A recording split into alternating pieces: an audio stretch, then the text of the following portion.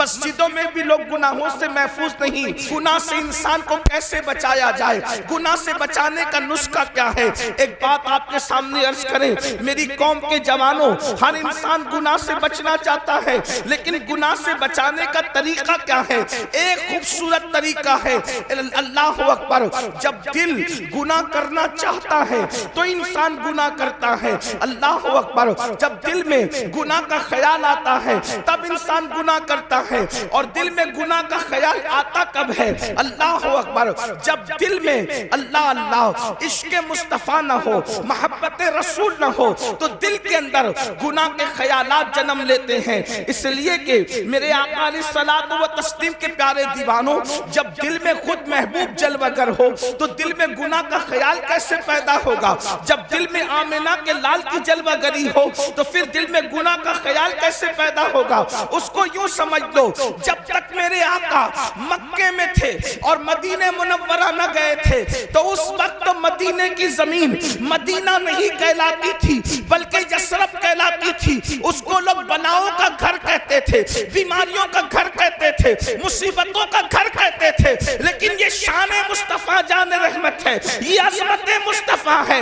حضور نے یثرب میں قدم کیا رکھا؟ صرف یہ قدموں کی برکت ہے کہ اب وہ شہر بلا، شہر شفا ہوتا نظر آتا ہے. اللہ اکبر. اب اس کو کوئی یثرب نہیں کہتا، ساری دنیا اس کو مدینہ کہتی ہے. اور لوگ کہتے ہیں نہ ہو آرام جس بیمار کو سارے زمانے سے، نہ ہو آرام جس بیمار کو سارے زمانے سے اٹھا کے لے کے آئے خاک ان کے آستانے سے. اس در کی حضوری ہی عصیاں کی دوا ٹھہری ہے، زہر معاصی کا طیبہ ہی شفا خانہ. اللہ اکبر. اب بتاؤ وہ شہر دوا نہیں بنا، حضور کے قدم رکھنے سے وہ شہر دوا نہیں بنا، شہر شفا بنا. بے شک. کیوں؟ اس لیے کہ دوا کبھی فائدہ بھی کرتی ہے کبھی نقصان. واہ واہ واہ واہ. دوا کبھی فائدہ بھی کرتی ہے کبھی نقصان بھی کرتی. اسی لیے تو آپ کہتے ہیں کہ دوا کا ری ایکشن ہو گیا، تو دواؤں کا ری ایکشن ہوتا ہے. شفا کبھی ری ایکشن نہیں کرتی، شفا تو ہمیشہ ایکشن ہی کرتی ہے. تو اللہ کے نبی کے قدموں کی برکت سے وہ شہر دوا نہیں بلکہ شہر شفا بن گیا. دوا کے اندر شفا ملے گی یا نہیں امکان ہے، لیکن جہاں شفا ہو وہاں فائدہ ہی فائدہ ہے. تو جس میں حضور قدم رکھتے وہ شہر شفا ہو جاتا ہے. تو جس دل میں قدم رکھتے اس میں گناہ کا تصور کیسا، کا تصور کیسا، اس میں پاپ کا تصور کیسا. اسی لیے امت کے مصلحین نے سب سے بڑی محنت اس بات پہ کی ہے کہ لوگوں کے دلوں میں عشق رسول پیدا کیا جائے، لوگوں کے دلوں میں محبت رسول پیدا کیا جائے. اور یہ محبت رسول نعرے والا نہیں صرف، یہ محبت رسول رسم والا نہیں صرف، بلکہ حقیقت میں لوگوں کے دل میں محبت پیدا کی جائے. اب یاد رکھیں محبت اور عشق پیدا کرنے کے لیے اللہ اکبر ہم تھوپتے نہیں ہیں. پہلی بات یاد رکھنا اے میری قوم کے جوانوں، ہم حضور کی محبت کو تھوپتے نہیں ہیں بلکہ واللہ تاللہ باللہ حضور ہے ہی ایسے جو حضور کو سن لیتا ہے، جو حضور کو سن لیتا ہے، جو حضور کو دیکھ لیتا ہے وہ حضور سے عشق کرنے پہ مجبور ہو جاتا ہے. اللہ کی کائنات میں اتنی عظیم ہستی کبھی پیدا نہیں ہوئی، کسی زمانے میں پیدا نہیں ہوئی. اللہ اکبر. دنیا میں لوگ بہت آئے، زمانے میں لوگ بہت آئے، مگر اللہ اکبر میرے نبی جیسا دنیا میں کوئی آیا بھی نہیں اور آ بھی نہیں سکتا.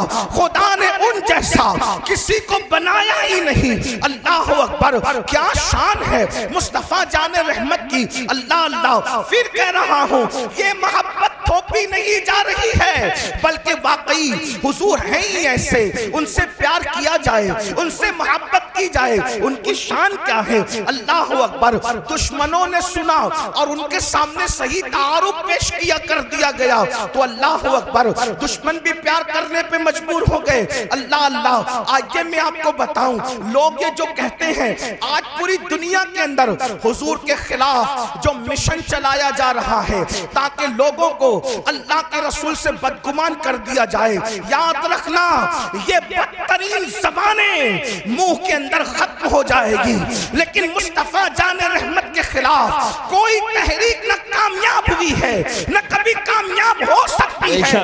مسلمانوں، ہماری ذمہ داری ہے اپنے نبی کا صحیح تعارف کراؤ اور لوگوں کو بتاؤ، لاؤ ایسا قائد جو جان کے دشمنوں کو معاف کرتا ہو، لاؤ ایسا قائد جو دشمن کے لیے اللہ اکبر اپنی چادر بچھاتا ہو، لاؤ ایسا قائد جو گالیاں سن کر کے دعائیں دیتا ہو، لاؤ ایسا قائد جو جانوروں سے بھی پیار کا تصور عطا کرتا ہو، لاؤ ایسا قائد اللہ اکبر جو اتنا بڑا ہے، اتنا بڑا ہے، اتنا بڑا ہے کہ خدا اس کی رضا چاہتا ہو اور وہ پاگلوں کا بھی خیال کرتا ہو، وہ چوٹیوں کا بھی خیال کرتا ہو، وہ مینڈکوں کا بھی خیال کرتا ہو۔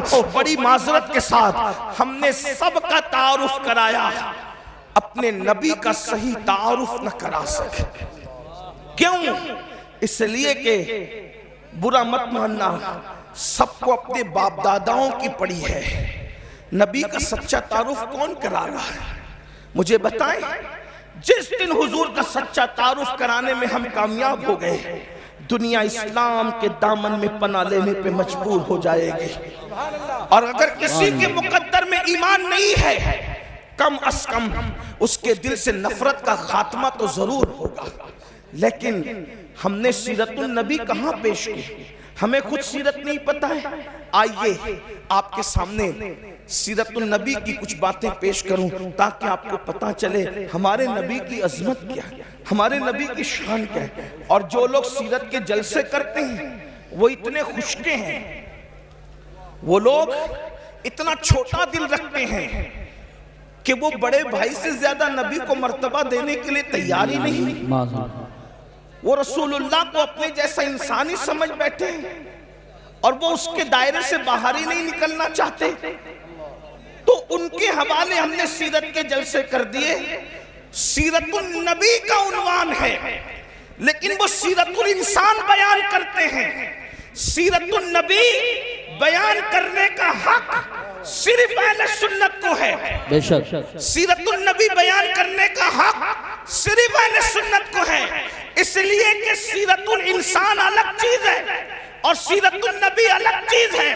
سیرت النبی میں سیرت الانسان سمٹ آتی ہے، لیکن سیرت الانسان میں سیرت النبی کو آپ نہیں سمیٹ سکتے، اس لیے کہ جو نبی ہوتا ہے وہ انسان ہوتا ہے مگر ہر انسان نبی نہیں ہوتا، اس لیے لوگ سیرت الانسان لے کر بیٹھے ہیں اور سیرت النبی کی ضرورت ہے۔ آپ کہیں گے سیرت الانسان میں اور سیرت النبی میں فرق کیا ہے؟ آپ توجہ فرمائیں۔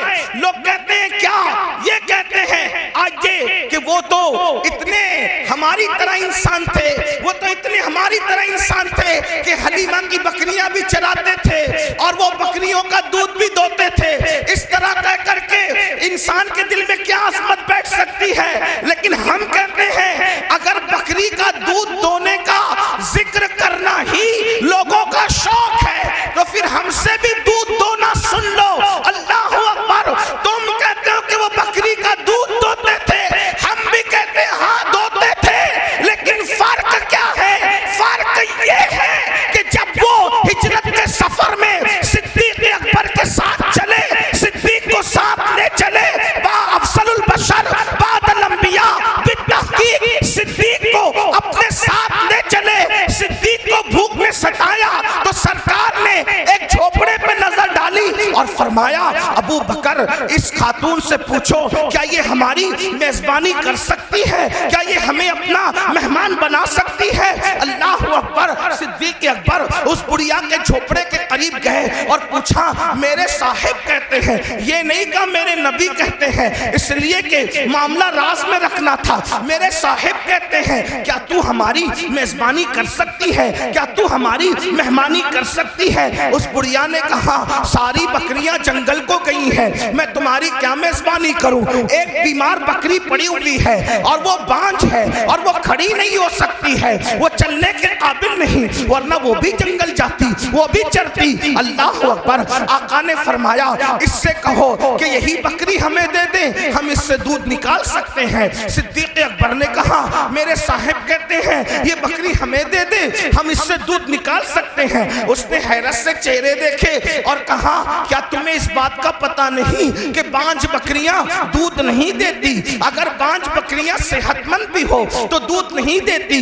دودھ دینے کے لیے بکری اولاد والی چاہیے, اور پھر یہ تو بیمار ہے, یہ کیسے دودھ دے سکتی ہے؟ پھر اصرار ہوا. میرے صاحب کہتے ہیں مگر ہمیں بکری دے دو, ہم دودھ نکال لیں گے. اس نے چہرہ دیکھا تو بڑیا تھی, بڑیا دیہات میں رہتی تھی. اس کے دل نے کہا یہ کوئی جھوٹے کا چہرہ نہیں ہے, یہ کسی سچے کا چہرہ ہے. صدیق اکبر سے کہا اٹھا لو بکری. آپ نے بکری کو اٹھایا, آقا نے بسم اللہ پڑھ کے ہاتھ پھیرا, وہ بیٹھی ہوئی پڑی ہوئی بکری اٹھ کر کے کھڑی ہو گئی. صرف ہاتھ پھیرنے کی وجہ سے اٹھ کر کے کھڑی ہو گئی. پانی کا کٹورا لیا, تھن پہ ملا پانی تو سینے میں دودھ آ گیا.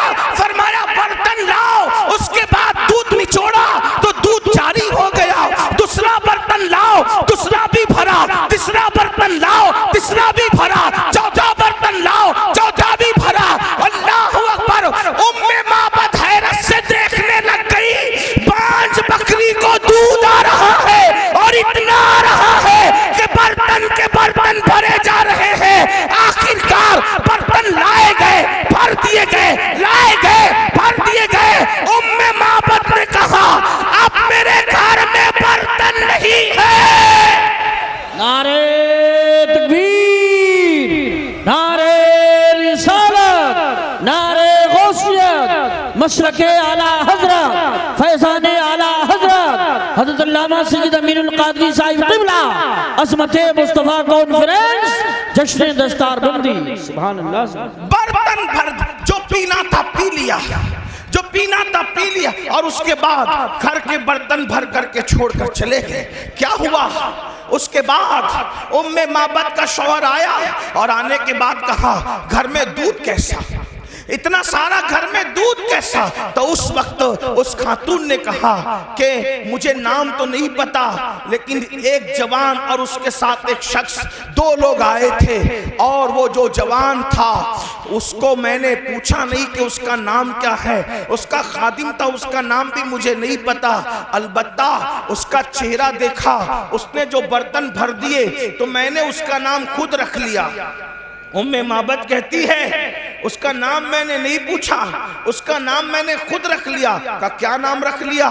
کہا میں نے اس کا نام رکھا برکت والا, اس لیے کہ وہ جدھر جاتا ہے برکت ہو جاتی ہے. دیکھو وہ مسلمان نہیں ہوئی لیکن حضور کو دیکھ لیا تو حضور کو کس نام سے پکار رہی ہے؟ برکت والا. وہ برکت والا. اچھا تو دیکھے گی تو پہچان لے گی.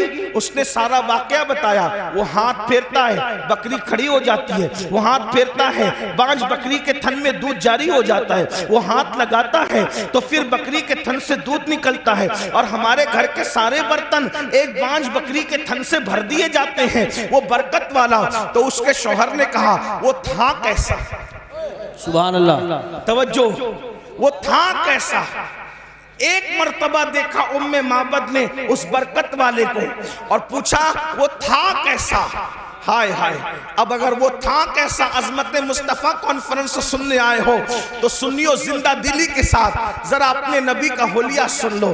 وہ تھا کیسا تو کہاں اس کو دور سے دیکھو تو بھی خوبصورت نظر آتا تھا اور قریب سے دیکھو تو بھی خوبصورت نظر آتا تھا. اللہ اکبر. توجہ فرمائیں، میں ہر دو جملے پہ نہیں کہوں گا کہ بولو سبحان اللہ، اس لیے کہ میں تو آپ کے ایمان پہ چھوڑتا ہوں کہ اپنے نبی کا ذکر سن کر بھی کوئی کہہ سکتا ہے یا چپ رہ سکتا ہے. ارے جس کے نام پہ کنکریاں بھی بول پڑتی ہے، اگر اس کے نام پہ سنی نہ بولے تو پھر کون بولے گا؟ عاشقان رسول نہ بولیں گے تو کون بولے گا؟ ایک غیر مسلم خاتون سے پوچھا اس کے شوہر نے، جس کا نام تو نے برکت والا رکھا ہے وہ دکھتا کیسا تھا، وہ تھا کیسا؟ تو اس نے کہا دور سے دیکھو. کیا ذہین عورت تھی ام معبد، آج تک اس کا نام تاریخ میں موجود ہے. حلیہ رسول جس نے بھی بیان کیا ام معبد کا حوالہ ضرور دیا. اس نے جب کہا کہ دور سے دیکھو تو بھی خوبصورت دکھتا تھا اور قریب سے دیکھو تو بھی خوبصورت دکھتا تھا، اس کا یہ جملہ بڑا قیمتی ہے. وہ صحابیہ ہو گئی بعد میں. آپ جانتے ہیں بہت سارے لوگ دور سے خوبصورت دکھتے ہیں، قریب سے خوبصورت وہ نہیں دکھتے. آپ جانتے ہیں آپ بہت سے لوگوں کو اسٹیج پہ دیکھو تو بولو کہ کیا اچھے ہیں حضرت، اور اسٹیشن پہ دیکھو تو تھوڑا سا آپ کو کراہت آ سکتی ہے، اس لیے کہ جو دور سے خوبصورت دکھتا ہے وہ قریب سے بھی دکھے ضروری نہیں ہوتا. چاند دور سے خوبصورت دکھتا ہے، جو گئے آ کر کہتے ہیں وہاں تو کھڈے پایا، وہاں تو کالی مٹی پایا. اللہ اکبر. آج چاند لوگوں کی شاعری کا عنوان بنا ہے مگر دور سے حسین ہے، قریب جانے والے اس کو حسین نہیں کہتے. اللہ اکبر. کچھ خاص لوگ ہوتے ہیں جو دور سے بھی خوبصورت دکھتے ہیں اور قریب سے بھی خوبصورت دکھتے ہیں. وہ دیہاتی عورت تھی، اس نے کہا جس کو میں برکت والا کہہ رہی ہوں وہ اتنا خوبصورت تھا کہ دور سے بھی حسین تھا اور قریب سے بھی حسین. سبحان اللہ. نعرہ تکبیر. میرے امام، اللہ، میرے امام یا رسول، میرے امام اب اس حسن کو کس طرح بیان کرتے ہیں؟ سرتاب قدم ہے تنے سلطان زمن پھول، سرتاب قدم ہے تنے سلطان زمن پھول، لب پھول، دہن پھول، زخن پھول، بدن پھول. واللہ جو مل جائے میرے گل کا پسینہ، مانگے نہ کبھی عطر نہ پھر جائے دلہن پھول. دندان و لب و زلف و رخ شاہ کے فدائی ہے در عدن لال یمن مشک ختن پھول. دل اپنا بھی شیدائی ہے اس ناخن پاکا، اتنا بھی مہ نو پہ نہ اے چرک کوہن پھول. اور کیا بات رضا اس چمنستان کرم کی، زہرا ہے کلی جس میں حسین اور حسن. سبحان اللہ، ماشاءاللہ، واہ واہ. نعرہ تکبیر، نعرہ رسالت، نعرہ غوثیت، مشرق اعلیٰ حضرت، فیضان اعلیٰ حضرت حضرت علامہ سید امین القادری صاحب قبلہ، علماء اہل سنت. سبحان اللہ، سبحان اللہ. اس ام معبد نے کہا وہ دور سے بھی خوبصورت تھا اور قریب سے بھی خوبصورت. ہائے ہائے. پھر اس نے کہا اللہ اکبر، اس کے رخسار بڑے چمکدار تھے. رخسار کہتے ہیں گالوں کو. اس کے رخسار بڑے چمکدار تھے، اس کی رنگت بڑی چمکیلی تھی، اس کے ہونٹوں میں نزاکت تھی. اللہ اکبر. اس کا جسم جو ہے وہ قد رانہ، نہ لمبا تھا نہ چھوٹا تھا. حضور کے قد کے بارے میں حدیث میں آیا ہے حضور کا قد لمبا بھی نہیں تھا، چھوٹا بھی نہیں تھا، لیکن کتنا بھی لمبا آدمی حضور کے بازو میں آ کے کھڑا ہو جاتا تو وہ حضور سے اونچا نہیں دکھ سکتا تھا. حضور پورے مجمع میں سب سے اونچے نظر آتے تھے. صحابہ کہتے ہیں حضور کتنے بھی اونچے کے سامنے کھڑے ہو جائے حضور ہی اونچے نظر آتے تھے. امام کہتے ہیں سارے اونچوں میں اونچا سمجھئے جسے ہے اس اونچے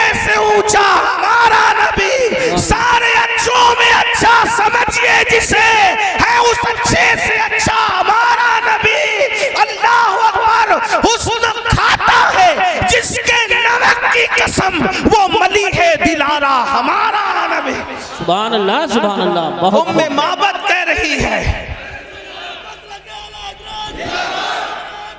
اللہ، ام معبد کہہ رہی نہ چھوٹے قد کا تھا نہ اونچے، اس لیے کہ چھوٹا ہو، کوئی چھوٹا ہو تو برا نہ ماننا، چھوٹا ہو تو بھی خوبصورت نہیں دکھتا زیادہ، اور لمبا ہو تو بھی بہت اچھا نہیں لگتا، میانہ قد۔ حضرت امیر خسرو کہتے ہیں حضور کا حسن بیان کرتے ہیں، کہتے ہیں پری پیکر نگارے سرو قد لالا رخسارے، پری پیکر نگارے۔ مجھے پتا ہے اس پر آپ کو بہت لوگوں کو سمجھ نہیں آئے گی، لیکن عشق سے سنو گے تو سب سمجھ آئے گی۔ پری پیکر نگارے سرو قد لالا رخسارے، سراپا آفت دل بود شب جائے کے من بودم۔ اور میرے امام کہتے ہیں کمری نے گل ان کو کہا، سبحان اللہ، بلکہ بلبل نے گل ان کو کہا۔ ہر مخلوق اپنے سبجیکٹ پر ان کو دیکھ رہی ہے، کیا بلبل نے گل ان کو کہا، قمری نے سروے جا فضا، حیرت نے جھنجلا کر کہا یہ بھی نہیں وہ بھی نہیں۔ سبحان اللہ سبحان اللہ، بلبل کہہ رہا ہے یہ گل ہے، حضور کو دیکھ کے کہہ رہا ہے یہ گل ہے، اور قمری کہہ رہی ہے یہ سرو کا درخت ہے، یہ سرو ہے، ان کا قد اقدس سرو کے درخت کی طرح ہے، لیکن حیرت کو غصہ آ رہا ہے، اور وہ کہہ رہی ہے نہیں نہیں وہ گل بھی نہیں ہے اور وہ سرو بھی نہیں ہے۔ کیوں؟ اس لیے کہ توجہ، گل کیوں نہیں ہے، وہ گل کیوں نہیں ہے، سرو کیوں نہیں ہے؟ اس لیے کہ گل تو باغ میں ہوتا ہے، گل تو چمن میں ہوتا ہے، سرو تو باغ میں ہوتا ہے، مگر حضور کسی باغ میں نہیں، بلکہ سارا باغ حضور میں۔ توجہ، حضور باغ میں نہیں ہے، حضور باغ میں نہیں، سارا باغ حضور میں۔ اور امام اس کو کتنی اچھے انداز سے بیان کرتے ہیں۔ لوگ کہتے ہیں آپ لوگوں کی گفتگو احمد رضا کے بغیر پوری کیوں نہیں ہوتی؟ ہم کہتے ہیں احمد رضا کی طرح کوئی بات بھی کرتا ہو 14ویں صدی میں تو اس کو بھی لا کر بتا دو، ہم اسی طرح بات کریں گے، اسی کو کوٹ کریں گے۔ کیسا بیان کیا؟ اردو ادب کے اوپر 14ویں صدی میں میرے امام کا احسان ہے۔ لوگ تو اپنی لیلاؤں کی زلف اور رخسار کی باتوں میں الجھے ہوئے تھے، وہ احمد رضا ہے جس نے فن شاعری کو بھی کلمہ پڑھا کر مسلمان کیا۔ واہ واہ واہ واہ، اسے احمد رضا کہتے ہیں، یہ کوئی مبالغہ نہیں ہے، حقیقت ہے۔ دیکھو کس طرح کی بات کی ہے، اللہ اکبر، توجہ فرمائیں۔ کہتے ہیں وہ گل ہے لبہائے نازک ان کے۔ اب میں زمین والوں سے مخاطب نہیں ہوں، منبر پر اگر اہل علم کے ساتھ اہل عشق ہے تو میں ان کی بھی دعائیں چاہتا ہوں۔ احمد رضا کہتے کس کو ہیں؟ رضا بریلوی کہتے کس کو ہیں؟ کیا وہ گل ہے لبہائے نازک ان کے، ہزار جھڑتے ہیں پھول جن سے۔ وہ گل ہے لبہائے نازک ان کے، پھول سے کبھی پھول نہیں جھڑتے، پھول سے کبھی پھول نہیں جھڑتے، لیکن یہ کیا لبہائے نازک پھول ہے کہ وہاں پھول سے پھول جھڑ رہے ہیں۔ وہ گل ہے لبہائے نازک ان کے، ہزار جھڑتے ہیں پھول جن سے، گلاب گلشن میں دیکھے بلبل، یہ دیکھ گلشن گلاب میں۔ اگر پورا گلشن گلاب میں دیکھنا ہو تو ذات مصطفیٰ جان رحمت کو دیکھ لیا جائے۔ اور کہتے ہیں انہی کی بو مایہ سمن ہے، انہی کا جلوہ چمن چمن ہے، انہی سے گلشن مہک رہے ہیں، انہی کی رنگت گلاب میں ہے۔ اور ایک مقام پر کہتے ہیں وہی جلوہ شہر بشیر ہے، وہی اصل عالم دیر ہے، وہی نیر ہے، وہی بیر ہے، وہی پاٹ ہے، وہی دھار ہے۔ اللہ اکبر۔ تو میرے آقا علیہ السلام کے پیارے دیوانوں، جس وقت ام معبد نے برکت برکت والے کا حلیہ بیان کیا. اس کے شوہر نے کہا کتنا حسین ہے وہ, کتنا خوبصورت ہے وہ, کتنا جمیل ہے وہ, ایک جھلک میں بھی دیکھ لوں. وہ گیا کدھر ہے تو پتہ بتایا ادھر کو گیا ہے. اور بالآخر اپنے شوہر کو لے کر اور اپنی فیملی کو لے کر معبد پہنچی مدینہ منورہ, اور لوگوں سے پوچھتی وہ برکت والا کہاں ہے, وہ برکت والا کہاں ہے, وہ برکت والا کہاں ہے. لوگ کہتے کون برکت والا, کون برکت والا. اب بتا بھی نہیں پاتی کہ کون ہے, کیونکہ اپنا نام اس نے اپنی مرضی سے خود حضور کا نام رکھ لیا تھا برکت والا. لیکن اللہ اللہ اچانک برکت والا ڈھونڈ رہی تھی. صدیق اکبر کسی کام سے جا رہے تھے, دکھ گئے. شور کا وہ دیکھو اس کا ساتھی ہے, اس جوان کا ساتھی وہ شخص ہے. وہاں پہنچے اور پوچھا ابو بکر صدیق سے وہ تیرا برکت والا صاحب کدھر ہے. آپ مسکرا پڑے, اچھا آپ ملنا چاہتی ہیں, لے کر کے گئے. اور اس کے بعد جیسے ہی پہنچے معبد کے شوہر نے دیکھا اور دیکھ کے کہا واللہ یہ کسی جھوٹے کا چہرہ نہیں, یہ تو سچے کا چہرہ ہے. اور پھر کہا آپ کیا کہتے ہیں, تو جو کہا کلمہ پڑھ کے وہ سب کے سب مسلمان ہو گئے. اندازہ فرمائے میرے آقا علیہ السلام کے پیارے دیوانوں, اصل میں ہمیں اپنے بچوں کو حضور کی عظمت بتانی ہوگی, ہمیں اپنی نسلوں کو حضور کی سیرت بتانی ہوگی. ایک آخری بات اس عنوان سے کرتا ہوں, پھر اینڈ کی طرف چلتے ہیں. ذرا توجہ کرنا. دیکھو آج کل لوگ عجیب سی باتیں کرتے ہیں, عجیب باتیں لوگ کرتے ہیں. اور یہ جتنی باتیں ہو رہی ہے غلط سلط کیوں ہو رہی ہے پتہ ہے؟ صرف حسد بغض میں, صرف لوگوں کو حکمرانی کا بھوت سوار ہے دنیا میں, اس لیے لوگ ایسی باتیں کر رہے ہیں. لیکن حقیقت سے کوئی تعلق نہیں. حضور جتنے اچھے, صحیح سیرت پیش کرو کیسے حضور ہے. دیکھیں حضور کی شان کیا ہے, حضور کی سیرت کیا ہے. توجہ کرو, دھیان سے سنو, کسی کو بتانے کام آئے گا. کہتے ہیں جب اللہ کے رسول علیہ السلام نے مکے کی سرزمین پر نبوت کا اعلان کیا, اعلان نبوت کیا, تو مکے کے گھر گھر میں جھگڑا ہو گیا. اعلان نبوت سے جھگڑا ہو گیا کیونکہ وہ کچھ لوگ غلطی پر تھے, ان کے بچے سچائی پر آئے, انہیں دکھ ہوا. سچائی کو لوگ جلدی قبول نہیں کرتے, سچائی قبول کرنے میں وقت لگتا ہے, لیکن سچوں کو محنت کرنی پڑتی. سچائی قبول کرنے میں وقت جاتا ہے, سچوں کو محنت کرنی پڑتی ہے, قربانیاں دینی پڑتی ہے. جب آپ سچے ہو تو آپ محنت کیوں نہیں کرتے, آپ قربانیاں کیوں نہیں دیتے, آپ سیرت النبی کو عام کیوں نہیں کرتے, پاس پڑوسیوں کو رسول اللہ کے واقعات کیوں نہیں سناتے, اپنے بچوں کو حضور کے واقعات کیوں نہیں سناتے. مکے کی زمین ہے, نفرتوں کا ماحول ہے, طوفان بدتمیزی بپا کی گئی ہے. ایسے عالم کے اندر اللہ کے رسول علیہ السلام اپنی زندگی گزار رہے ہیں, حضور کی لائف گزر رہی ہے. ایک مرتبہ کا واقعہ ہے کہ مکے کی زمین ہے, زمین مکہ پر شام ہو رہی ہے. سورج مکے کی گھاٹیوں میں اپنے چہرے پہ گھونگھٹ ڈالنے کے قریب ہے, اور شام کی چادر ارض مکہ پر, ارض بکہ پر پھیلنے کے قریب ہے.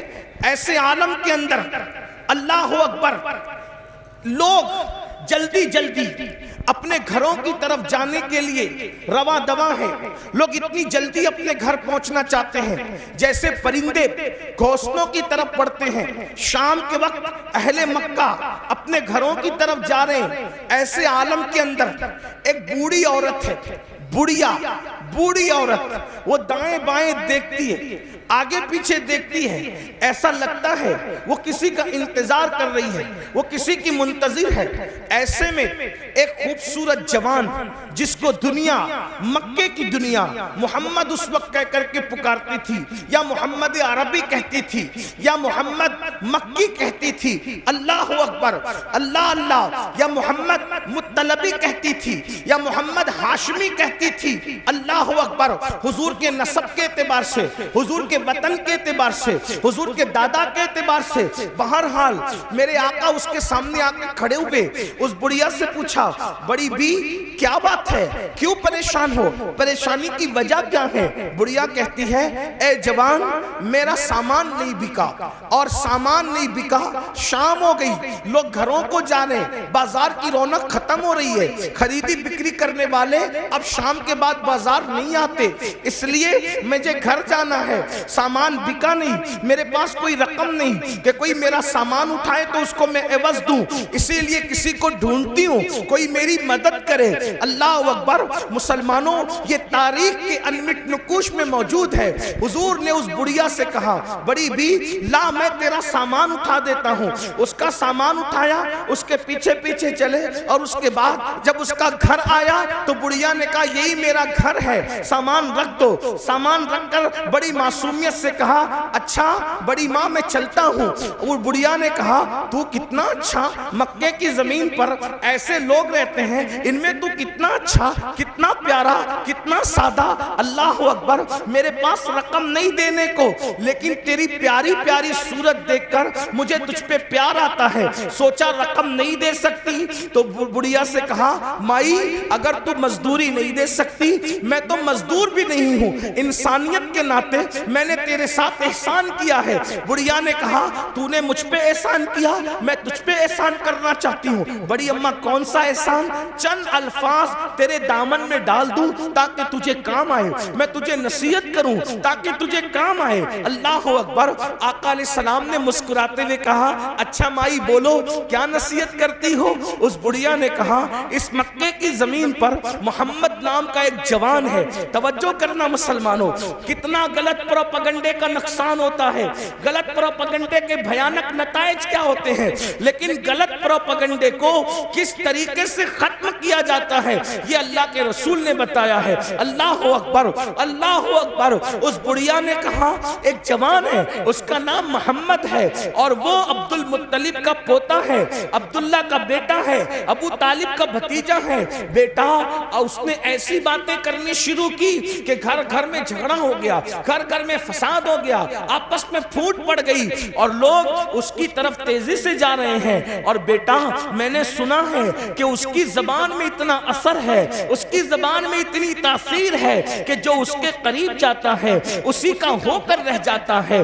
جو اس کے قریب جاتا ہے اس پر اس کا بھی جادو چل جاتا ہے، بیٹا تو اس کے قریب کبھی مت جانا، تو اس کے قریب کبھی مت جانا، ورنہ اس کا جادو تجھ پر بھی چل جائے گا، تو اس سے متاثر ہو جائے گا۔ اللہ اکبر، اپنے خلاف اپنے منہ پر اپنے حوالے سے بات سن کر حضور کو غصہ نہیں آیا، حضور کو جلال نہیں آیا۔ اللہ کے رسول نے کیا فرمایا مائی کیا تم نے محمد کو دیکھا ہے؟ اس نے کہا نہیں دیکھا۔ کیا تم نے ان کی باتیں خود سنی ہیں؟ نہیں میں نے نہیں سنا، لوگوں سے سنا۔ اب میرے آقا کتنی معصومیت سے کہتے ہیں، فرماتے ہیں بڑی بی جس محمد کی تم مخالفت کر رہی ہو، جس محمد کے خلاف تم باتیں کر رہی ہو، اگر میں کہہ دوں کہ وہ محمد میں ہی ہوں تب تم کیا کرو گی؟ اتنا سننا تھا۔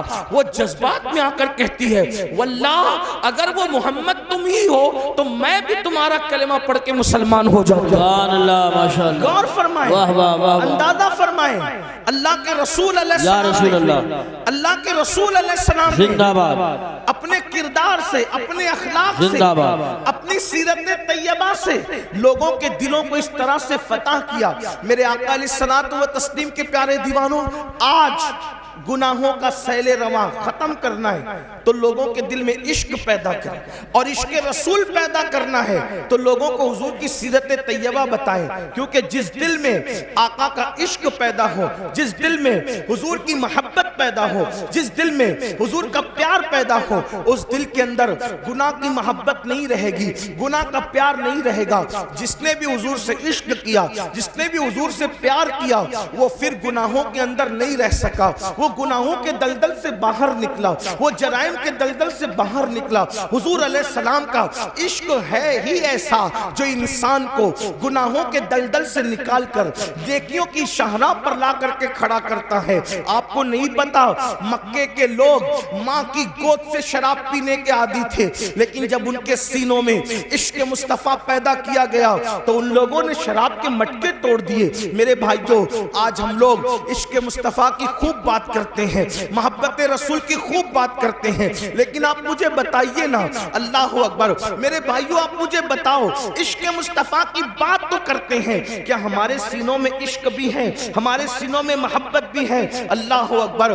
حضرت سلیمان علیہ السلام پر جو اللہ نے صحیفہ اتارا تھا، اس میں یہ بات لکھی ہوئی تھی، کیا لکھی ہوئی تھی؟ کہ جس کو ہم دیکھتے ہیں کہ اس کے دل میں ہماری محبت کی بجائے گناہ کی محبت ہوتی ہے اس کے دل میں، تو ہم اپنی محبت اس سے چھین لیتے ہیں۔ اللہ اکبر۔ یعنی جو گناہ سے پیار کرے اس کے دل میں اللہ رسول کی محبت کبھی جگہ کر ہی نہیں سکتی۔ اب آپ اپنے دلوں کو ٹٹولیے میرے بھائیوں، اپنے سینوں کو ٹٹولیے، کیا ہمارے سینے میں عشق مصطفیٰ ہے یا پھر گناہ کی محبت ہے؟ یاد رکھیے، اگر ہمارے سینے میں گناہ کی محبت نہ ہوتی تو ہم لوگ کیا چوری کرتے؟ ہم میں سے کوئی چوری کرتا؟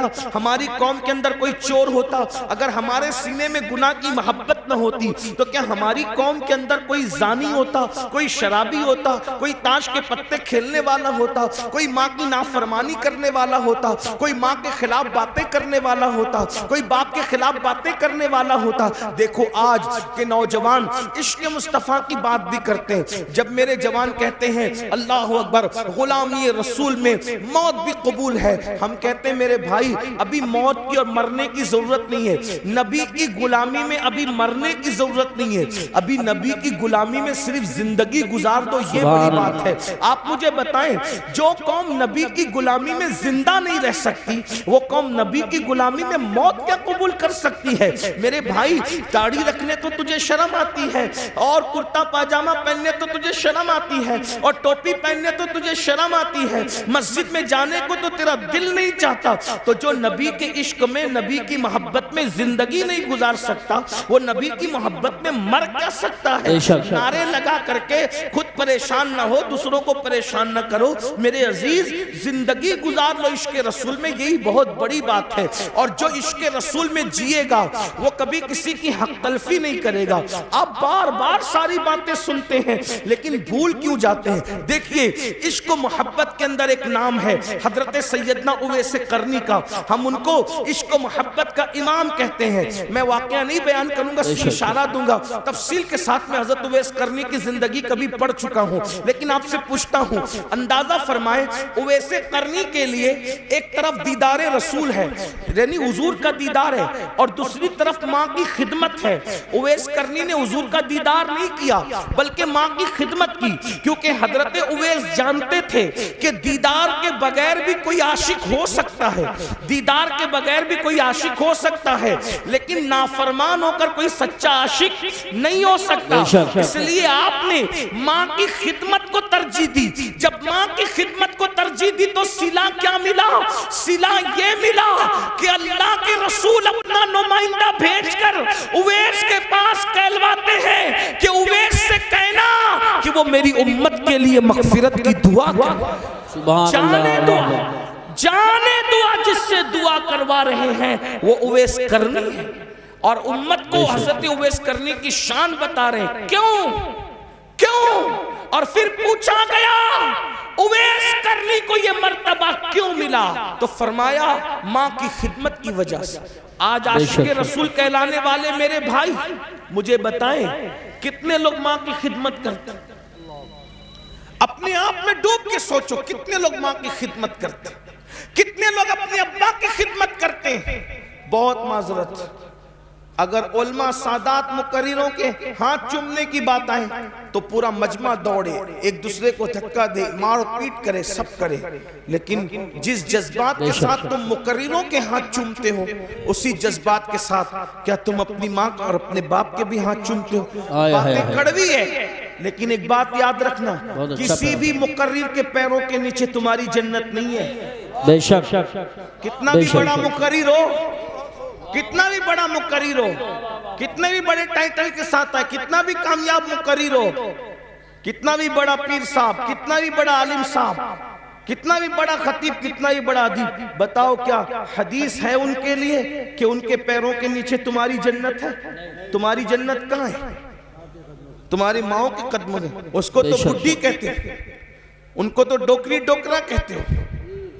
اگر وہ کوئی مشورہ دے دے تو چیخ چلا کے کہتے ہو چپ رہو، تمہیں کیا سمجھتا ہے. یہی ہے، یہاں آ کر ہاتھ باندھ کے کھڑے رہتے ہو اور اپنے ماں باپ کو آنکھیں دکھاتے ہو. یہی عشق رسول ہے ہمارے پاس، یہی محبت رسول ہے. بہت سارے ظالم تو ایسے ہیں کہ جن لوگوں نے اپنے ماں باپ کو چھوڑ کر کے سسرال بسا لیا ہے.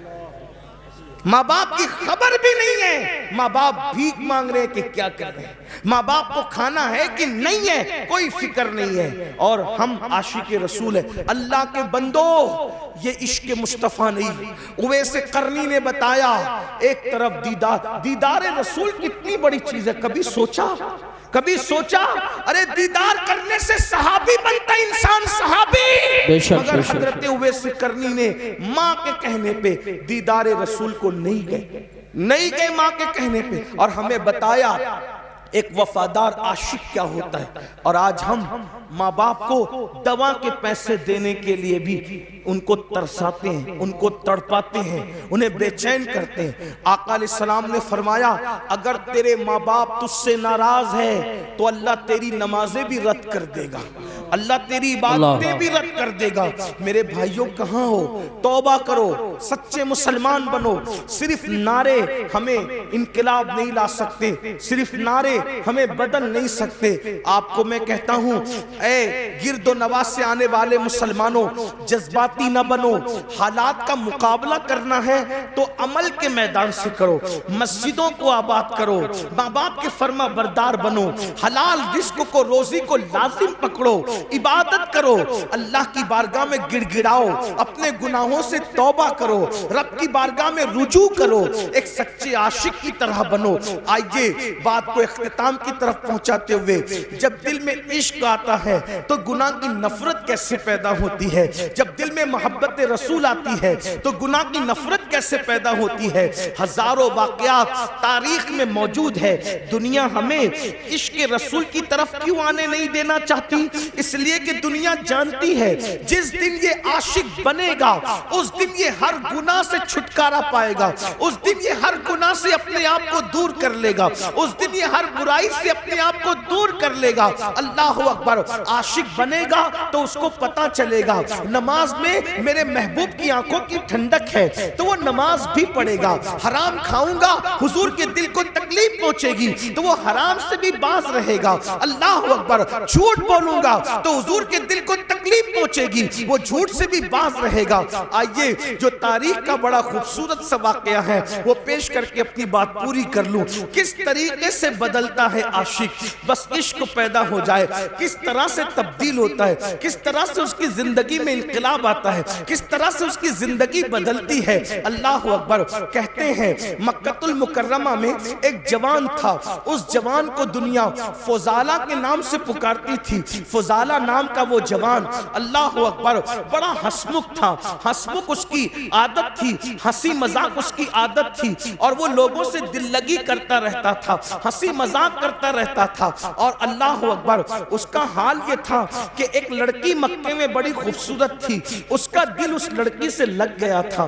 اور جوانی تھی، جوانی کا شباب تھا، جوانی کا جوبن تھا. اس نے لڑکی سے پیار کر لیا، محبت کر لیا اور لڑکی کے عشق میں وہ مبتلا ہو گیا. جب لڑکی کے عشق میں مبتلا ہوا تو اس کی عادت تھی وہ روزانہ ایک مرتبہ دن میں کعبۃ اللہ کے طواف کو جاتا تھا. اور پھر اس کی عادت یہ تھی جاتے وقت بھی وہ اس لڑکی کے ساتھ بیٹھ کر ہنسی مذاق کرتا تھا اور آتے وقت بھی اس لڑکی کے ساتھ وہ ہنسی مذاق کرتا تھا. اللہ اکبر. ایک دن فضالہ کا مقدر عروج پر تھا، اوج پر اس کا مقدر تھا.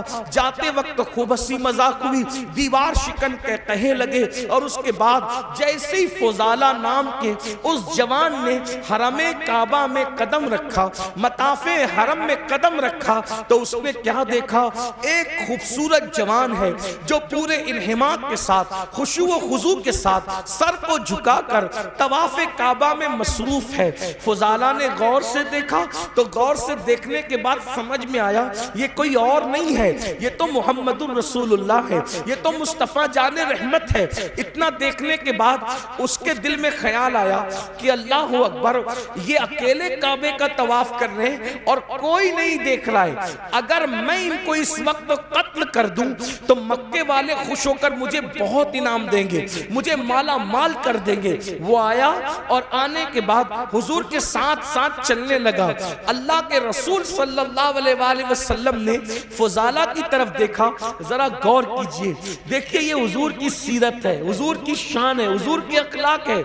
جان کو قتل کرنے کے لیے آیا ہے فضالہ، حضور اس کی طرف دیکھ کے مسکراتے ہیں اور مسکرا کے کہتے ہیں فضالہ کیا سوچ رہا ہے، کیا سوچ رہا ہے؟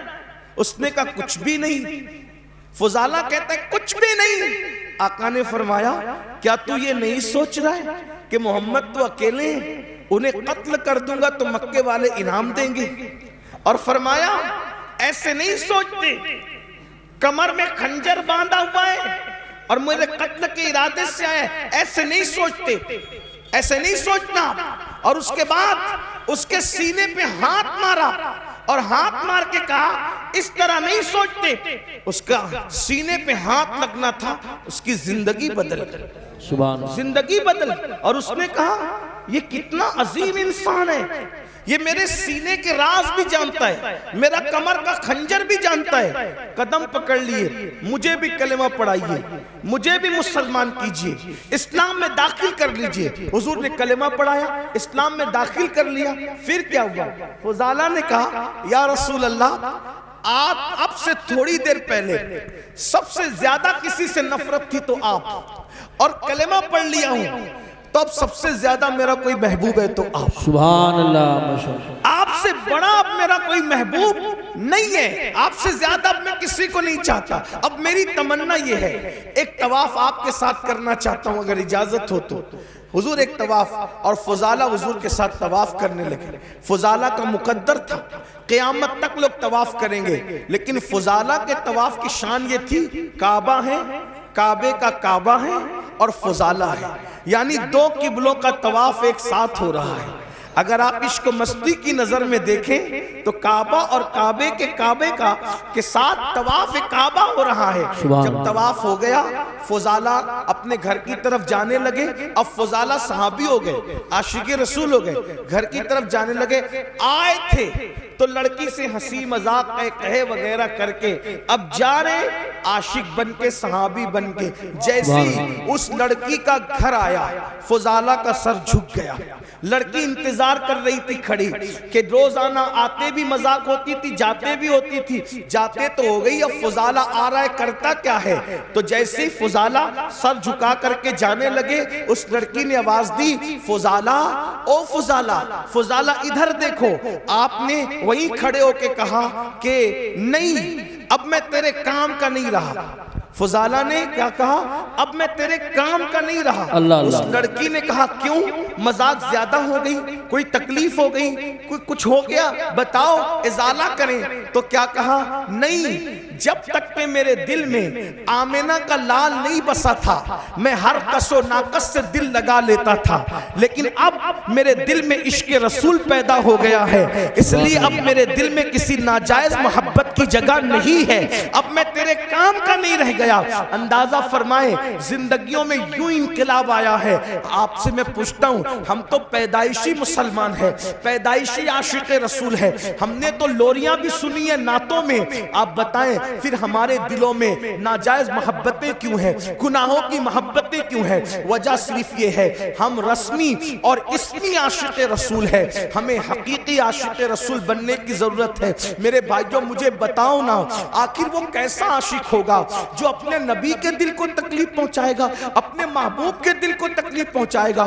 وہ رسول جو پوری پوری رات ہمارے لیے دعائیں کرتے ہیں، آج ہم اس رسول کی نافرمانی کر رہے ہیں، ان کی بات نہیں مان رہے۔ مسلمانوں بتاؤ اللہ کے رسول کے دل پہ کیا گزرتی ہوگی؟ یہ میری مائیں اور بہنیں موجود ہیں، یہ بہنیں بغیر دوپٹے کے گھر سے نکلتی ہیں، حضور کے دل پہ کیا گزرتی ہوگی؟ یہ بہنیں نمازیں نہیں پڑھتی ہے، سیریل دیکھتی ہے، فلمیں دیکھتی ہے، مردوں کے ساتھ اگر اللہ نے دولت دے دی ہے تو پارکوں میں گھومنے کے لیے بے پردہ جاتی ہے۔ بتاؤ تو صحیح، یہ دین کا گلشن کتنی محنتوں سے سجایا گیا ہے، یہ دین کا گلشن کتنی قربانیاں دی گئی ہے جب یہ دین کا گلشن سجا ہے۔ اگر آج مسلمان اس احساس سے عاری ہو جائے تو بتائیے پھر مصیبتیں نہیں تو کیا، پھر تکلیفیں نہیں تو کیا، پھر اللہ اکبر تباہی نہیں تو کیا، پھر بربادی نہیں تو کیا؟ یاد رکھیے اپنے نبی سے سچے دل سے جڑیے۔ جو رسول اللہ سے سچی محبت کرتا ہے وہ کثرت سے اپنے نبی کا ذکر کرتا ہے، اس کی پہلی نشانی ہے وہ کثرت سے اپنے نبی کا ذکر کرتا ہے۔ بتائیے کیا ہم اپنے آقا کا ذکر کثرت سے کرتے ہیں؟ ارے کثرت تو جانے دیجئے، کئی کئی دن ہو جاتے ہیں ہم کلمہ بھی نہیں پڑھ پاتے۔ بتائیے یہ حال ہے، پوری پوری زندگی قرآن کو ہاتھ بھی نہیں لگاتے۔ میرے بھائیوں کیسے مسلمان ہو آپ؟ یہ سوچتے ہو ہم مسلمان ہیں اس لیے ہم پر مصیبتیں آ رہی ہے؟ ہم مسلمان ہیں اس لیے مصیبت نہیں آ رہی ہے، ہم سچے مسلمان نہیں ہے اس لیے مصیبت آ رہی ہے۔ میرے بھائیوں ہمیں جیل بھرنے کی تحریکیں شروع کرنے کی ضرورت اس لیے پیش آ رہی ہے کہ ہم نے مسجدیں بھرنے کی کوشش نہیں کی۔ اگر ہم نے مسجدیں بھرنے کی کوشش کی ہوتی تو ہمیں یہ دن دیکھنے ہی نہیں پڑتے، اگر ہم نے مسجدیں بھر دی ہوتی تو ہمیں یہ دن دیکھنے ہی نہیں پڑتے۔ اللہ اکبر، سوچئے غور کیجئے، ہم ساری چیزوں کا معاملہ اسلام کے سر ڈالتے ہیں کہ تکلیف ہے تو اسلام کی وجہ سے، مصیبت ہے تو اسلام کی وجہ سے، تکلیفیں تو اسلام کی وجہ سے نہیں، اپنے کردار کی وجہ سے ساری مصیبتیں ہیں۔ اسلام تو آپ کو عزت دینے آیا تھا، اسلام نے کسی کو ذلیل نہیں کیا، اسلام تو عزت دینے آیا تھا، اسلام تو وقار دینے آیا تھا، اسلام تو شان دینے آیا تھا۔ ایک نام بتا دو، بس بات ختم کرتے ہوئے کہہ رہا ہوں، اس مجمع میں اگر کوئی تاریخ کا طالب علم ہے، کوئی پڑھا لکھا ہے تو میں اس کو چیلنج کرتا ہوں، مجمع کو پوری دنیا کو چیلنج کرتا ہوں، ایک نام ایسا بتا دو جو سچا مسلمان ہوا ہو اور اسلام کی وجہ سے وہ ذلیل ہو گیا ہو۔ ایک نام مجھے بتاؤ، صرف ایک نام مجھے بتاؤ جو اسلام کی وجہ سے ذلیل ہوا ہو۔ اللہ اکبر، آپ تو بڑے مشہور واقعات سننے کے عادی ہیں نا، آپ کو بہت سارے واقعات یاد ہیں نا، مجھے بتاؤ اسلام کا دامن پکڑ کر اسلام کی وجہ سے کوئی ذلیل ہوا ہو تو بتا دو۔ اسلام کی وجہ سے کوئی ذلیل نہیں ہوا۔ اگر اسلام کی وجہ سے کوئی ذلیل ہوتا تو پہلے نمبر پر مسلمان ہونے والے ابو بکر صدیق ذلیل ہوتے، لیکن وہ ذلیل نہیں ہوئے، ان کو کتنی عزت ملی۔ اگر وہ ٹاٹ پہن لے تو جبریل بھی ٹاٹ پہنتے نظر آتے اور آسمان کے فرشتے ٹاٹ پہنتے نظر آتے۔ اگر اسلام کی وجہ سے کوئی ذلیل ہوتا تو عمر ابن خطاب ذلیل ہونا چاہیے تھا، عثمان غنی کو ذلت ملنی چاہیے تھی، مولا علی کو ذلت ملنی چاہیے تھی، مگر تاریخ گواہ ہے ان میں سے کسی کو ذلت نہیں ملی۔ جب انہوں نے اسلام کا دامن پکڑا اللہ نے ان کو ایسی عزتیں عطا فرمائی کہ اللہ اکبر، عرب کے بوریا نشین قیصر و کسریٰ کے تاجدار بنتے ہوئے نظر آئے۔ تو پتا چلا آپ کی ہماری سوچ کیا پتا ہے؟ کپڑے سے عزت ملتی ہے، موبائل سے عزت ملتی ہے، اور اس کے بعد اچھی بائک سے عزت ملتی ہے، اور شیونگ کرانے سے عزت ملتی ہے۔ یہ سب بھوت سوار ہے، اس لیے ذلیل ہو رہے ہو۔ لیکن یاد رکھنا عزت صرف اسلام سے ملتی ہے۔ اگر آپ اجازت دیں تو تاریخ کا ایک خوبصورت واقعہ پڑھ کے بات پوری کر لوں۔ عزت اسلام کپڑوں سے نہیں، عزت اسلام سے ملتی۔ آپ نے سنا ہے، بہت بار سنا ہے، سن لے اس کو، کیا تاریخ ہے۔ جب بیت المقدس فتح کرنے کے لیے لشکر اسلام پہنچا تو وہاں کے راہب نے کہا کہ ہم تمہارے امیر کو چابیاں دیں گے، بلاؤ تمہارے امیر۔ المختصر یہ کہ فاروق اعظم کو خط لکھا. جب فاروق اعظم کو خط لکھا تو فاروق اعظم کے پاس صرف ایک ہی اونٹنی تھی, ایک اونٹنی تھی, اور مسلمانوں کا امیر ایک ملک سے دوسرے ملک کا سفر کر رہا ہے.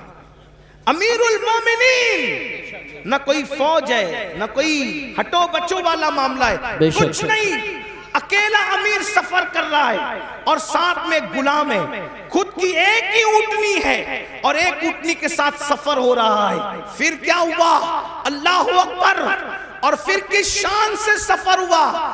آپ نے فرمایا اپنے غلام سے, دیکھو تھوڑی دیر میں بیٹھوں گا, تھوڑی دیر تم بیٹھو گے. اور اللہ اکبر, دنیا نے یہ تاریخ کے اندر یہ اوراق گواہ ہیں, دنیا نے یہ موقع بھی دیکھا کہ امیر المومنین اپنے غلام کو اونٹنی پہ بٹھا کر خود اللہ پیدل چلتے نظر آئے. اور اللہ کی شان یہ, جس وقت تو منزل پر پہنچے تو باری غلام کی تھی اور سیدنا فاروق اعظم نکیل پکڑ کر کے چل رہے تھے. اور حالت یہ تھی اس وقت امیر المومنین کے بدن پر جو جبہ تھا اس پہ پیون لگا ہوا تھا, اور جو موزے پہنے تھے وہ ایڑی کے پاس سے پھٹے ہوئے تھے. جس وقت نالا آیا آپ نے سوچا پھٹے ہوئے موزوں میں پانی بھر نہ جائے تو موزے اتار کر آپ نے گردن پہ ڈال لیے. اور اس کے بعد جب نکلے تو حضرت خالد ابن ولید اور ابو عبیدہ ابن الجراح کان میں باتیں کر رہے تھے.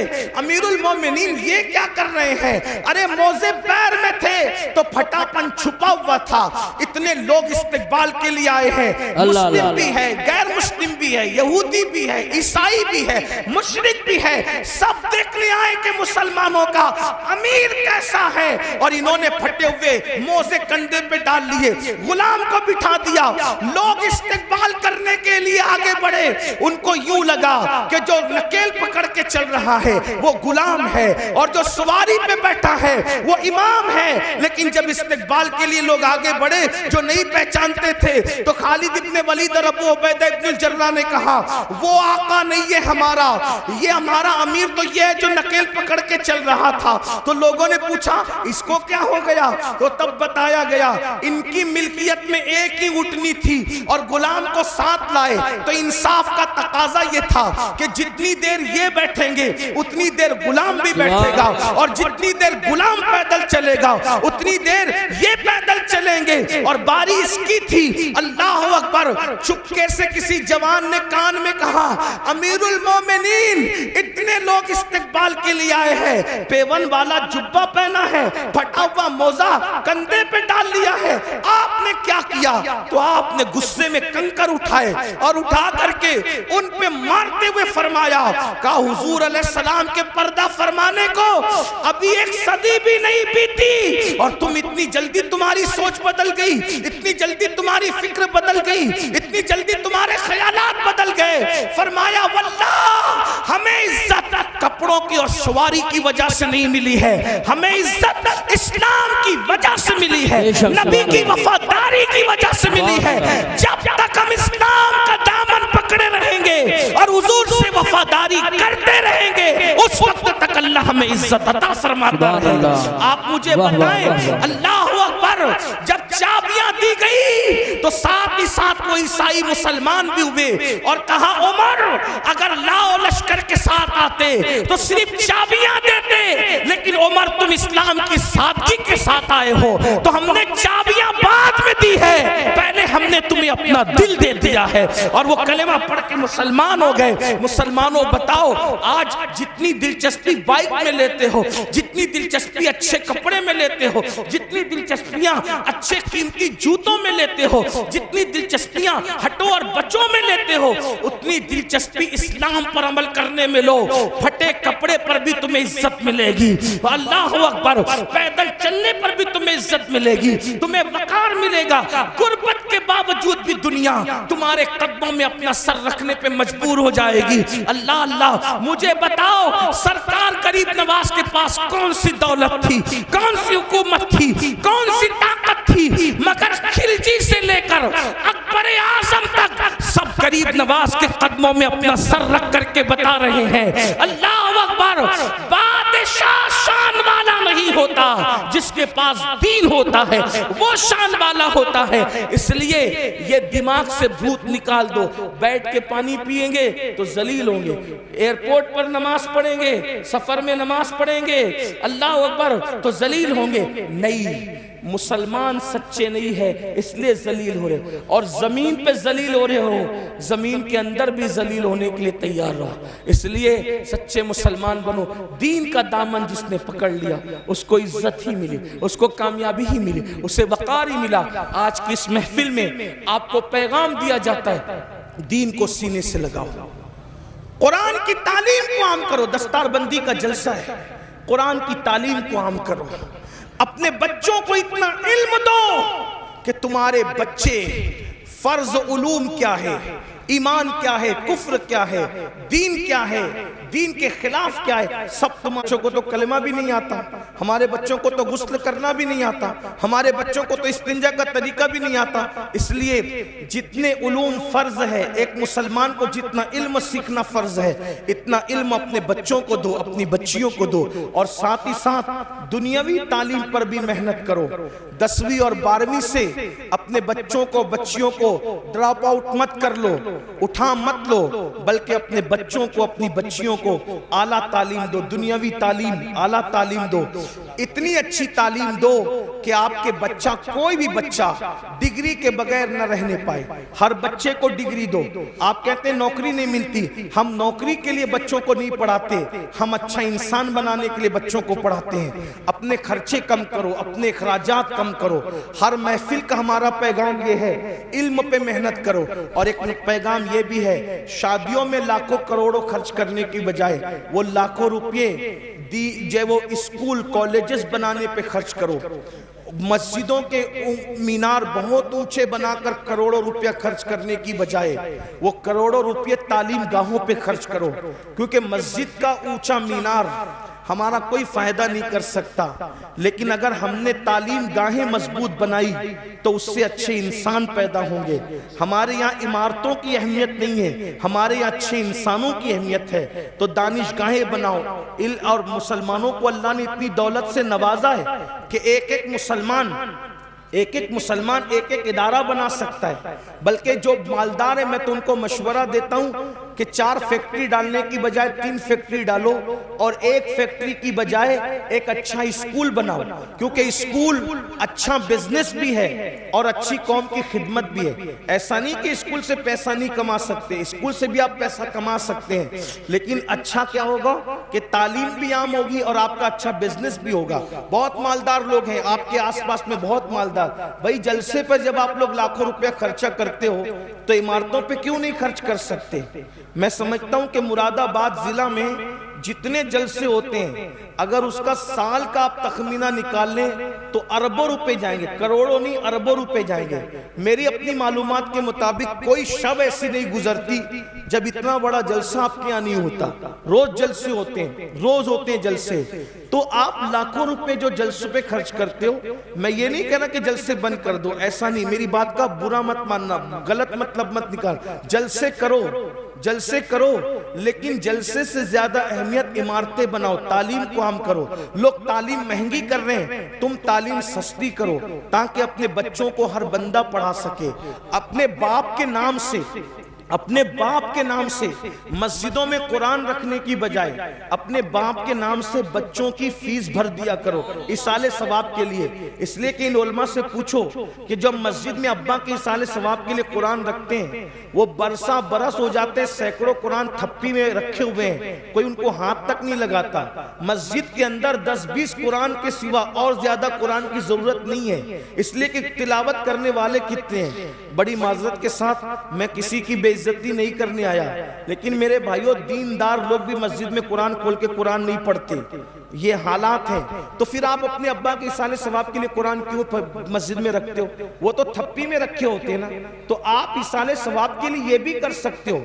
آپ علماء سے پوچھئے، علماء بتائیں گے میری بات کی، اگر یہ تائید کریں تو کریں، اچھی باتیں نہیں کر سکتے، اگر یہ تائید تو یہ میری اصلاح کر دیں۔ ایصال ثواب کا مطلب کیا ہے؟ کوئی بھی ثواب کا کام کرو اور اس کا ایصال کسی کی بھی روح کو کر دو تو اس کو ثواب تو ملے گا. تو اپنے ابا کے لیے آپ چنے تقسیم کرنے کی بجائے آپ اپنے ابا کی ایصال ثواب کے لیے قلم تقسیم کرو نا. آپ اپنے ابا کی ایصال ثواب کے لیے کتاب تقسیم کرو نا. آپ اپنے ابا کی ایصال ثواب کے لیے کاپیاں تقسیم کرو نا. یہ بھی تو ایصال ثواب کی ایک شکل ہے. اپنے اماں کے ایصال ثواب کے لیے کپڑے تقسیم کرنے کی بجائے اپنے اسکول کے بچوں کو یونیفارم تقسیم کرو. یہ بھی تو ہو سکتا ہے. تھوڑا سوچ بدلو, خیال کرو. دیکھیں ایک بات میں آپ کو بتاؤں, آپ کو ایک بات طویل ہو رہی لیکن ایک بات بتاؤں. ایک بادشاہ کے دور میں حوض پر سپاہی لوگ پہرے دیتے تھے اور نسلاً بعد نسلیں وہ چلتے آ رہا تھا. سپاہی وہاں کھڑے رہتے تھے, حوض پہ پہرا دیتے تھے, کھڑے رہتے تھے, حوض پہ پہرا دیتے تھے. تو بادشاہ لوگ بدلتے رہے لیکن حوض پہ پہرا قائم رہا. ایک دن بڑا ہوشیار بادشاہ آیا. اس نے بولا کہ یہ جو پچھلے سب چلے آ رہے ہیں نا, تو اسی کے اندر ہم گھوم رہے ہیں, تو کچھ صحیح بھی کر رہے ہیں, کچھ غلط بھی کر رہے ہیں. بھئی حالات اور زمانے کے تحت کچھ سیٹ کرو نا. تو اس نے سب فہرست بنائی. یہاں سپاہی کیوں کھڑے رہتے ہیں, وہاں کیوں کھڑے رہتے ہیں, وہاں تو حوض کی بات ہے. تو پوچھا یہ حوض پہ سپاہی صدیوں سے کیوں کھڑے رہتے ہیں؟ تو بولے حضرت پتہ نہیں کیوں کھڑے رہتے ہیں ایک سپاہی. تو بولے کہ ہٹاؤ اس کو, جب کچھ کام ہی نہیں ہے وہاں تو ہٹاؤ. تو پوچھا جب بڑے بزرگوں سے کہ یہاں سپاہی کیوں کھڑے رہتے زبردستی کا. ابھی زبردستی ہے, ایک دور تھا کہ تمہارے خاندان کی عورتیں اس حوض میں غسل کرنے جاتی تھی, تو کوئی اجنبی مرد وہاں نہ چلا جائے اس لیے وہاں سپاہی کھڑے کرتے تھے. اب تو حمام بن گئے نا, تو اب حوض میں غسل کرنے کی ضرورت ہی نہیں ہے. تو کہا عورتیں تو غسل کے لیے بند ہو گئی مگر سپاہی برابر کھڑے ہیں. تو اس کا مطلب یہ ہے کہ اپنی طاقت ضائع ہو رہی ہے نا. ان سپاہیوں کو یہاں سے ہٹا کر کہیں اور لگاؤ. تب ہر بندہ کیا کر رہا ہے کہ میں اپنے ابا کے لیے کنویں کھدواؤں گا. میں اپنے ابا کے لیے کیونکہ کنواں کھدوانے کا ذکر حدیث میں آیا ہے. اللہ کے بندوں بالکل کنواں کھدوانے کا ذکر حدیث میں آیا ہے, لیکن حدیث میں کیوں آیا ہے ان علماء سے پوچھو. حدیث میں کیوں آیا ہے ان علماء سے پوچھو. تو کہا کیوں آیا ہے بھائی؟ اصل میں حدیث میں اس لیے آیا کہ اس دن جس دن حضرت سعد نے پوچھا تھا کہ میری ماں کا انتقال ہو گیا, میں اس کے ایصال ثواب کے لیے کیا کر سکتا ہوں, تو اس وقت مدینے والوں کو پانی کی بہت ضرورت تھی. توجہ ہے آپ کی. اس وقت مدینے والوں کو پانی کی بہت ضرورت تھی. تو جس کی ضرورت تھی حضور نے اس کی طرف ان کی توجہ دلائی اور فرمایا ضرورت پانی کی ہے تو کنواں کھدوا دو. کنواں کھدوانا مقصود نہیں تھا, ضرورت پوری کروانا مقصود تھی. تو ایصال ثواب کا معاملہ سمجھ میں آیا. معاملہ کنویں کا نہیں ہے, ہمیں اشارہ دیا گیا اگر ایصال ثواب کرنا ہے تو قوم کو جس کی ضرورت ہے اس کے ذریعے سے ایصال ثواب کرو, تاکہ تمہارے باپ داداؤں کو ثواب بھی مل جائے اور قوم کی ضرورت بھی پوری ہو جائے. اب بات سمجھ میں آئی. تو اس وقت تو کنویں کی ضرورت تھی, آج ہماری قوم کو تعلیم کی ضرورت ہے. کسی دور میں قوم کو روٹی کی ضرورت تھی, آج ہماری قوم کو یونیفارم کی ضرورت ہے کہ بچوں کا اسکول کا یونیفارم ہم تقسیم کریں لباس کی شکل میں. کل ہمارے جو ہے وہ لوگوں کو پان یا چنے کی ضرورت تھی تو بزرگوں نے وہ تقسیم کرایا. آج ہمارے بچوں کو قلم کی ضرورت ہے, اس لیے یہ تقسیم ہونا چاہیے. مطلب یہ ہے کہ ایصال ثواب کا جو تصور ہے وہ قوم کی ضرورت کے مطابق ہے, اس لیے جیسی ضرورت ہے ویسے کے مطابق کرو. یہ میں نے ایک اپنا چھوٹا سا جو ہے وہ کوشش کر کے ایک مطالعہ پیش کیا ہے. یہ صحیح بھی ہو سکتا ہے اور یہ غلط بھی ہو سکتا ہے. اگر صحیح ہے تو من جانب اللہ ہے, اور اگر غلط ہے تو میرے نفس کی شرارت ہے. اس پر میں اللہ کی بارگاہ میں توبہ کرتا ہوں, لیکن آپ سے اتنا ضرور کہتا ہوں اپنے بچوں کو پڑھاؤ اور بہت پڑھاؤ. تعلیم کے لیے بہت محنت کرو. 8 گھنٹہ نہیں, اگر 16 گھنٹہ محنت کرنا پڑے تو آپ محنت کرو, لیکن کسی بچے کو ان پڑھ مت رہنے دو, جاہل مت رہنے دو. خوب پڑھاؤ. اگر لوگوں کے کندھے سے کندھا ملا کر جینا ہے, لوگوں کے کندھے سے کندھا ملا کر کھڑے ہونا ہے, لوگوں کے ساتھ ساتھ چلنا ہے, تعلیم کے بغیر نہیں چل سکتے. تعلیم حاصل کر کے لوگوں کی ضرورت بن جاؤ, لوگوں کی ضرورت بن جاؤ, لوگوں کے پیچھے تم کو پھرنا نہ پڑے. اتنی صلاحیت پیدا کر لو لوگ تمہارے پیچھے پیچھے پھریں, اور کوشش کرو گے تو کوئی مشکل نہیں ہے, کوئی بعید نہیں ہے. ہر دور میں مسلمان علم کا امام ہوا ہے, اس دور میں بھی یہ مسند آپ کو سنبھالنی ہے. ماؤں سے کہتا ہوں غربت کا بہانہ نہ کرو, تم حوصلہ کرو گی, اپنے شوہر کا ساتھ دو گی تو تمہارا شوہر تمہارا ساتھی بن کر بچوں کو آگے پڑھائے گا. اللہ پاک سے دعا کرتا ہوں اللہ سب سے پہلے مجھے آپ سب کو عمل کی توفیق عطا فرمائے.